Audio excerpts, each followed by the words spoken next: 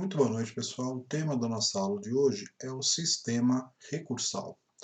A partir da aula de hoje, vamos ver toda a segunda fase do processo do trabalho, ou seja, vamos ver a partir da segunda instância do processo do trabalho. A aula passada, vimos a primeira instância, que se encerra com a publicação da sentença, que é a decisão do juiz de primeira instância que põe fim ao processo em primeira instância. Feita a publicação da sentença, a parte que se sentiu prejudicada com a decisão da sentença pode pedir a revisão dessa sentença, pode pedir a revisão deste pronunciamento jurisdicional. E isso é feito por intermédio dos recursos. Então, o recurso é o direito processual cabível da parte vencida, ou seja, da parte que perdeu o processo, ou de um terceiro prejudicado com aquela sentença, de que, verificados os pressupostos de admissibilidade deste recurso, seja matéria direcionada, seja matéria revisada, reanalisada pela segunda instância, por um órgão jurisdicional superior. Vimos no começo do curso de processo do trabalho os órgãos da Justiça do Trabalho. O primeiro órgão da Justiça do Trabalho, da primeira instância, são as varas do trabalho. O segundo órgão, o órgão superior da Justiça do Trabalho, a segunda instância, são os tribunais regionais do trabalho. Acima dos tribunais regionais do trabalho está o Tribunal Superior do Trabalho, TST, e por último, o último órgão do Poder Judiciário, que protege a Constituição Federal, é o Supremo Tribunal Federal. Então, na aula de hoje, vamos iniciar a segunda fase, a segunda instância do processo do trabalho. Então, como disse, o recurso é o direito processual cabível da parte vencida, ou seja, a parte que perdeu algo no processo do trabalho, ou de um terceiro prejudicado, que, atendido os pressupostos de admissibilidade, seja a matéria reanalisada pela segunda instância. O objetivo do recurso sempre é anular a decisão ou reformar a decisão. Se a sentença proferida em primeira instância possui uma nulidade, ela vai ser anulada. Se ela possui uma ilegalidade, ela vai ser reformada. E a reforma, a alteração da sentença, pode ser total, de toda a sentença, ou parcial. Então vamos ver aqui, a partir da aula de hoje, o sistema recursal do processo do trabalho.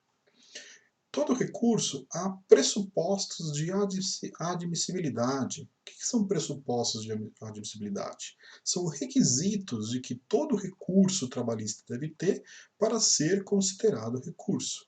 Sem o preenchimento dos pressupostos de admissibilidade, eu não estou falando no recurso, eu estou falando em uma medida não prevista na lei. Então, todo recurso deve ter esses requisitos de admissibilidade, os pressupostos de admissibilidade recursal. Primeiro pressuposto de admissibilidade, primeiro requisito de admissibilidade recursal é a previsão legal.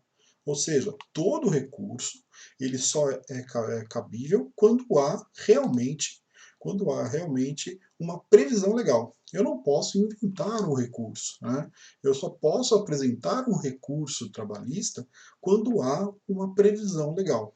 E os recursos trabalhistas estão previstos sempre na consolidação das leis do trabalho. E vamos ver cada um deles aqui nas próximas aulas. Então, previsão legal é o pressuposto que determina que a parte tem o direito de interpor o recurso previsto na lei. Se não tem previsão legal, ele não pode interpor este recurso. Adequação.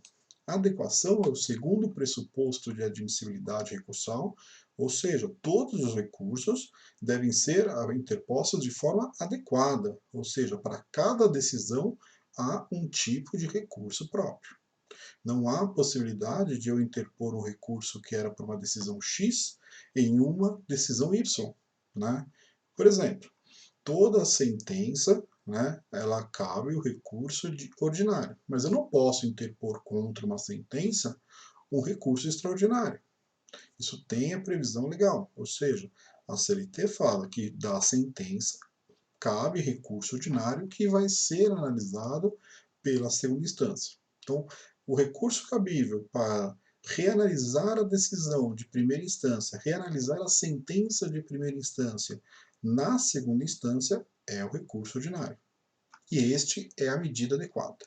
Não posso apresentar um recurso inadequado, não posso apresentar o recurso que não aquele que a lei determina para impugnar, para questionar aquela decisão proferida pelo juiz. Tempestividade. A tempestividade é um dos requisitos mais importantes do recurso trabalhista. Todo recurso tem um prazo previsto na lei, né? Todo recurso tem que ser apresentado no prazo. Esse recurso não pode ser, esse prazo não pode ser prorrogado, nunca pode ser prorrogado, né?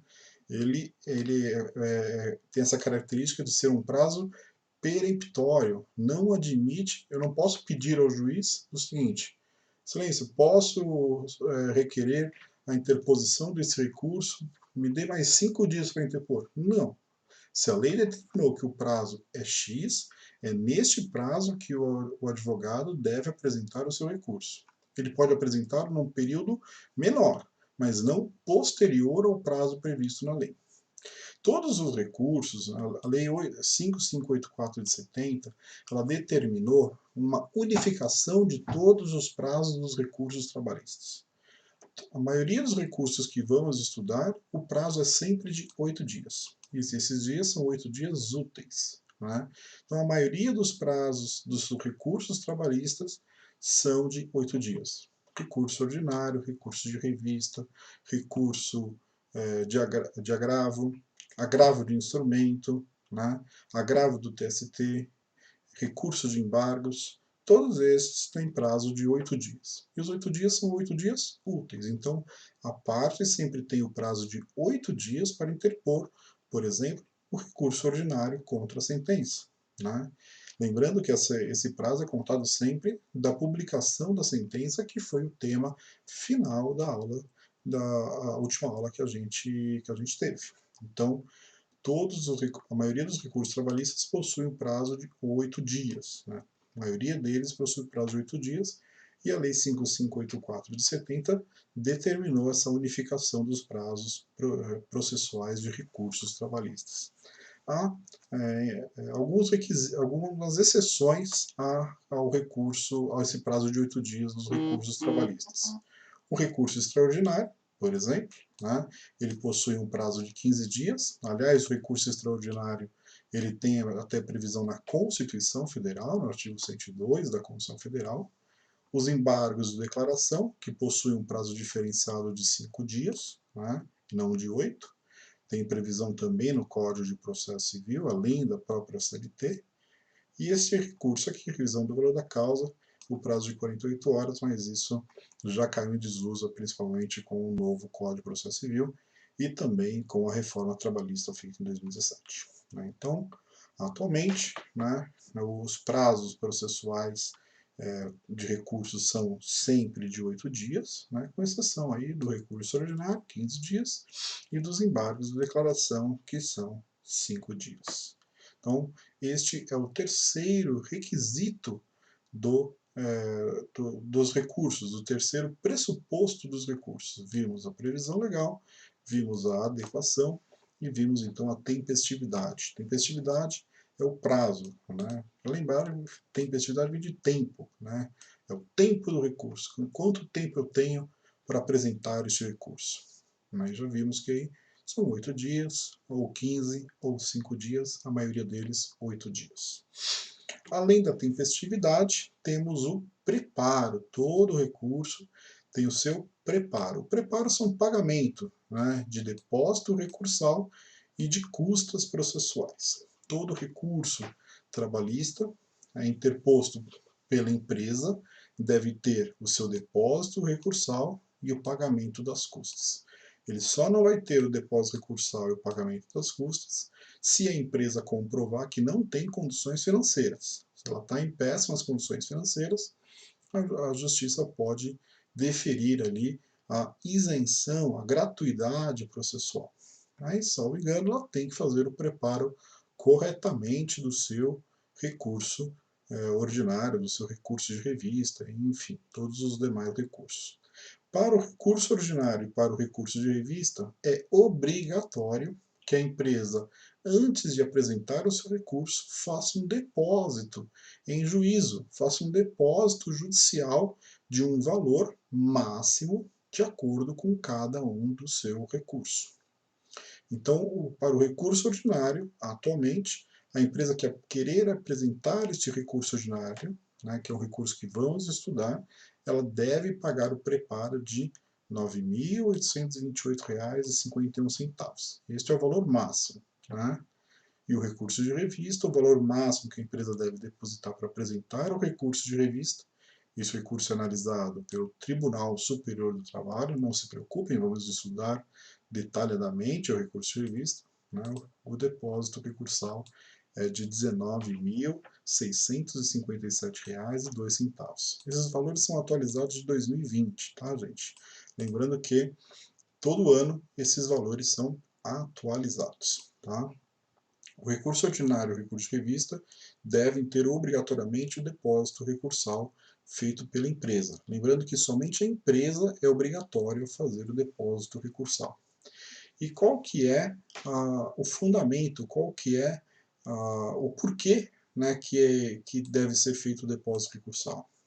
Se a empresa quiser recorrer, né, da decisão para a segunda instância, ela tem que garantir que realmente, em que pese a demora do Poder Judiciário, vai ser pago o valor ao trabalhador. Né? Então, a lei determina um valor máximo que a empresa tem que depositar para apresentar o recurso, e todo ano esses valores são atualizados. Já falei aqui do recurso ordinário e do recurso de revista, os valores de depósito recursal. E se, por exemplo, o juiz, na primeira instância, estipula um valor de condenação abaixo desses 9.800 ou abaixo desses 19.000, a empresa tem que pagar os 9.800 e os 19? Não. A lei fala que esses valores é o teto máximo, né? Respeitado sempre o valor da condenação. Se o valor da condenação for de R$ 3.000, por exemplo, para a empresa apresentar o recurso, ela deve depositar esses R$ 3.000. Esses depósitos, tanto do recurso ordinário quanto do recurso de revista, são considerados depósitos para garantia do juízo, né, para garantia de que a empresa vai pagar ali o processo trabalhista. Esses valores não vão para a conta do trabalhador, eles ficam depositados em uma conta do Banco do Brasil ou da Caixa Econômica Federal, e somente o juiz que faz a liberação desse dinheiro. Se a empresa, por exemplo, vencer o recurso, né, e o tribunal, né, a segunda instância, entender que a empresa tem razão naquela ação trabalhista, o valor que ela depositou retorna para a empresa. O juiz libera esse valor para a empresa. A mesma coisa se a empresa ganhar um recurso de revista, por exemplo. Né? Ela sairá vencedora no recurso de revista. O valor que ela depositou ele é devolvido à empresa. Né? Então, os 9.800 é devolvido e os 19.000 também é devolvido. E se a empresa perder o processo, perder o recurso, né? O valor continua lá depositado e o juiz pode, quando terminar todos os recursos cabíveis, quando não houver mais recursos cabíveis, né?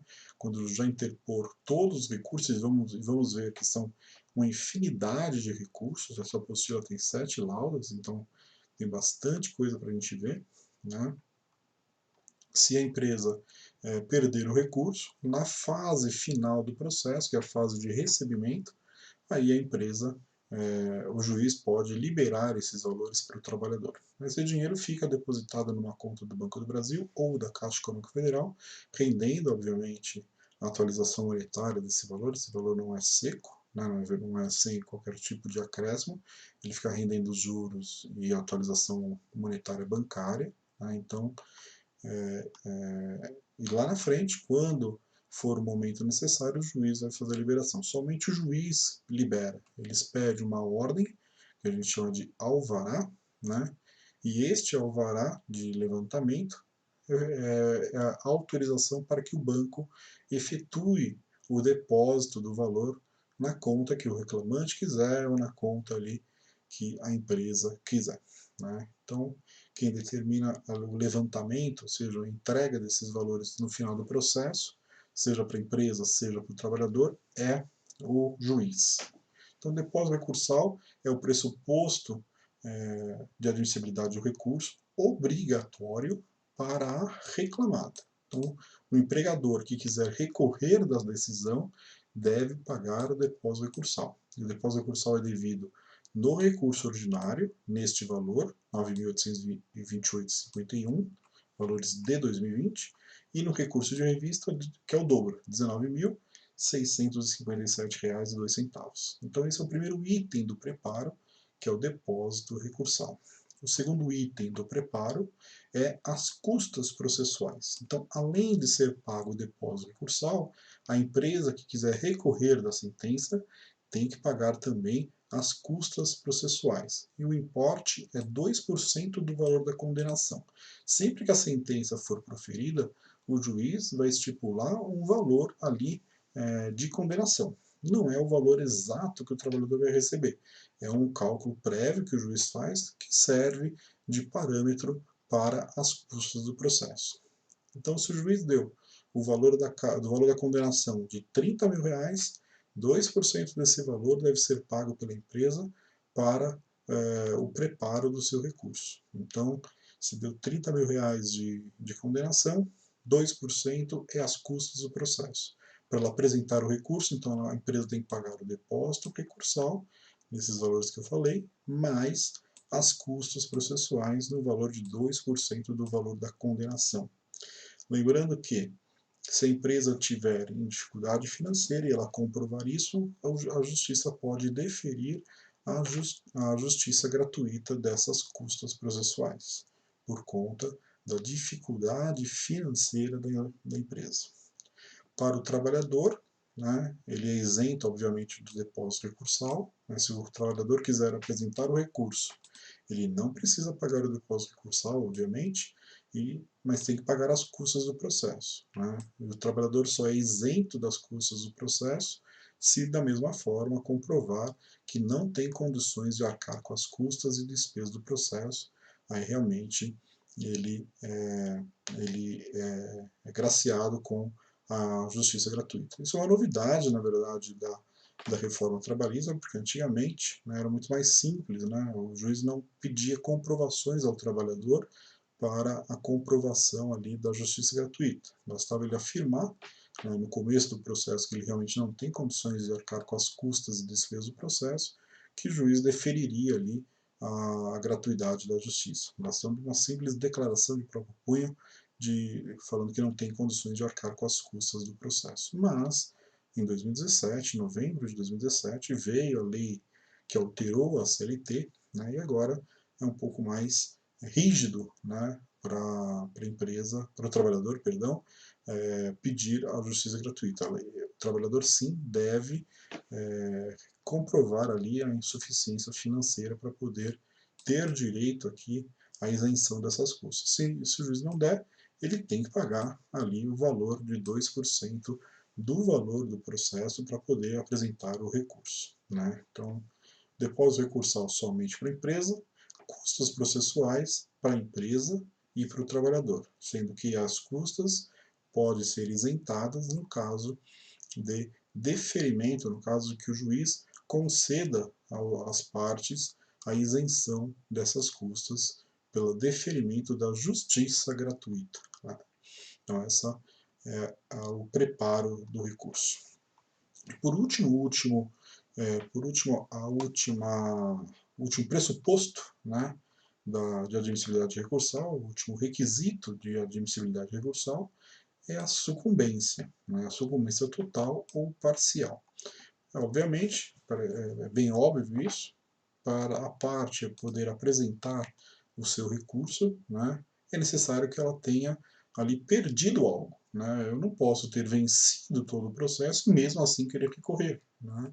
Então, obviamente, eu posso ter ganho uma parte do processo e uma parte o juiz não ter concedido. Aí eu tenho interesse recursal. Né? Não na totalidade dos pedidos, mas naquilo que eu perdi. Eu só posso recorrer, eu só posso requerer a reforma da decisão daquilo que eu perdi no processo. se eu perdi o processo todo, se a sentença, por exemplo, for totalmente procedente, ou seja, o juiz deu tudo para o trabalhador e eu estou representando a empresa tem interesse recursal de recorrer da totalidade, mas o trabalhador não, porque a sentença foi totalmente procedente. A justiça entendeu que o trabalhador tem direito a tudo que foi pedido. Né? Se a sentença for parcialmente procedente, aí as duas partes podem apresentar recurso, porque o trabalhador não ganhou tudo e a empresa também não perdeu tudo. Né? Então, desta forma, há a possibilidade de apresentação de recurso pelas duas partes. Né? Se a sentença é de improcedência, né, somente o trabalhador tem direito de apresentar o recurso. Eu, como empresa, não vou apresentar um recurso daquilo que eu ganhei. Né? E se a sentença for de totalmente procedência, eu também, como trabalhador, eu não vou apresentar o recurso de uma sentença que eu ganhei tudo. Né? Então é meio óbvio realmente isso, mas é um pressuposto recursal, né? A sucumbência total ou parcial para poder apresentar o recurso. E com isso a gente encerra a aula de hoje.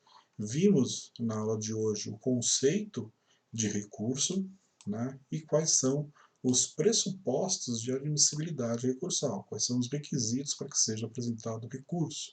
Vimos aí a previsão legal, a adequação, a tempestividade, o preparo, que se subdivide em depósito, recursal e custas, e a sucumbência total ou parcial.